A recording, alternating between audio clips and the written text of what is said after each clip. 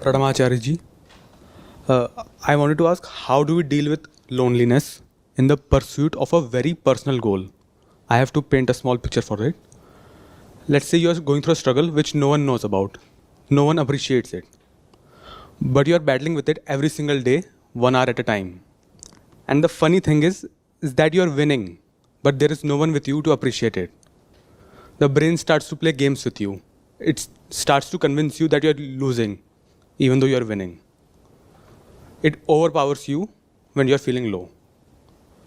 So how do you deal with this crippling loneliness in the pursuit of a very personal goal? Loneliness, is the best gift that life can offer you. Seriously. If you're not lonely, then the alternative is to be with something terrible. What would you prefer? Let's say you are traveling by bus or you're in a flight. The seat next to you is occupied by a hideous person. Is that better, or is it better to have a vacant seat? Is it better to have a vacant seat? Please. I'm not saying that the seat remain vacant for the entire journey. But must you be in a hurry to very quickly fill that up? Must you be in a terrible rush? That's the thing. Most of us have such low tolerance for loneliness that we fill it up with crap. Either the wrong kind of job or beliefs or person or location or something. Loneliness, I said, is a gift because it gives you the opportunity and the freedom to go for the best. I'm lonely means I have the opportunity. And that opportunity is available all life. Do you want to give it up? Please tell me. Why are you taking then loneliness as a curse? Remember, the alternative is far worse. People who are fed up of loneliness fall into all kinds of terrible places. But they usually don't display or acknowledge that. So you feel, oh, the ones whose hollows are filled up are luckier. No, they are not. Get into their reality and you will find that being lonely is far, far better. And it's, again, I repeat, I'm not advocating compulsorily loneliness. I'm just asking you to be careful. A vacant spot is a pure spot. No nonsense has filled it up. How do you want to be? Do you have single rooms or do you have double occupancy? Double occupancy. How would you like it better? A single room or a roomie who is quarrelsome, dim-witted, aggressive and neurotic? That's what you see. And now, to put things in perspective, what do you think about the bulk of the world's population? Are they wise people or neurotic? Neurotic. So now you know what I'm saying. Just going by probability, the odds are, the great chance is that if you have somebody as your, roomie or partner or whatever, the fellow would show up as neurotic. What good that would be?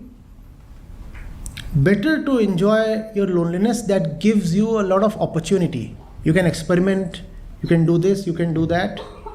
And when you can spot the right one, the right object, the right thought, the right book, the right person. You can bring it into your life, be with it, be nourished by it, be in loving company, uplifting company. And when the time comes to bid goodbye, gracefully say goodbye. You can't be with a book all your life, can you be? Of course, you can return to the book. The goodbye need not be final. You can return to the book after 6 months or 2 years, or whenever you need it. There has to be a way of life that's founded on freedom, not compulsiveness. As human beings, and particularly as Indians, we are trained and steeped in compulsiveness. Things happen, and then things get frozen in concrete. You're left with no freedom to fly, and that's wastage of life. Even this problem that you are experiencing against loneliness might actually be a cultural problem, coming from all the gossips that you hear in the family and in your peer group, all the movies that you watch, where it is shown that the ultimate purpose of life is to have a partner. What are 90% movies about? Man chasing woman. That's all, right? Maybe 90% is understated. More than that? Right? So what are they teaching you with respect to loneliness? Fill it up, fill it up, fill it up. And fill it up with a young person of the other gender. First of all, there must be no tearing hurry to fill it up. Secondly, it need not be filled up with a person. Even if you have to fill it up with a person, why does it have to be a person in flesh and blood? I'm not talking of ghosts. I'm talking of books. What are books? They represent the best that a great person has to offer. Let's say a great person lived for 70 years. There's so much that happened in his life. Some part of that would be great, some part would be very ordinary. Now, what does the book represent? The book is a selective collection of all that is great about a great person. Why don't you live with that book? It would uplift you. That's what would make life living. Why don't you make a great purpose as your companion?